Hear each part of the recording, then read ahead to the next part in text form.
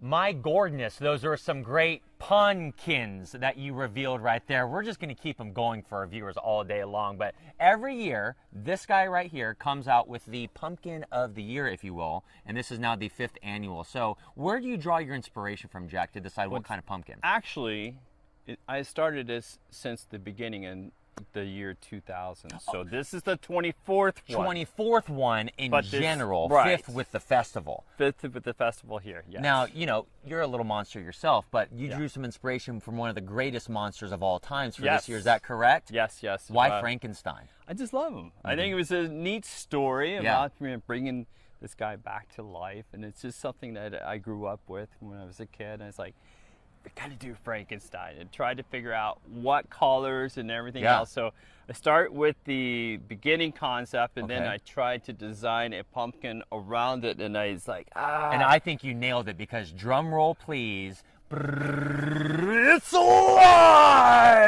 And it's cool. There it is. Oh my, talk about the colors that you utilize in this. So this is a fluorescent green with different chips of silver blue, but what's really cool, this stem glows in the dark. I figured, because they're all kind of glowing over here when you take a look at them. I mean, and that's what's incredible, is no two pumpkins are the same. No two pumpkins are right. Even though they have similar colors, they all have their individual characters.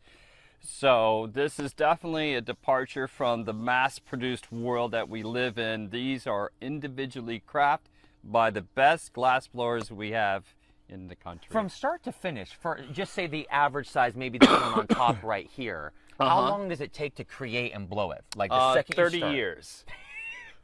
Wow! Before you were even 30 alive. years to learn how to do it in about 15 to 20 minutes. But you got to be able to be quick on glass blowing. The thing is about glass is once you start it, you gotta be able to do it very fast and efficiently, but it's taken a long time to figure out how to do that.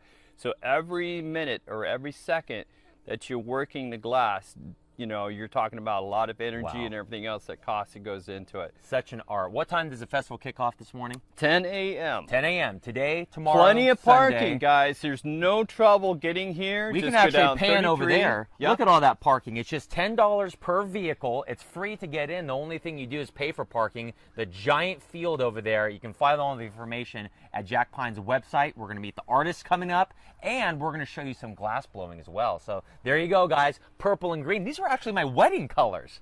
Yeah, that tells you a lot.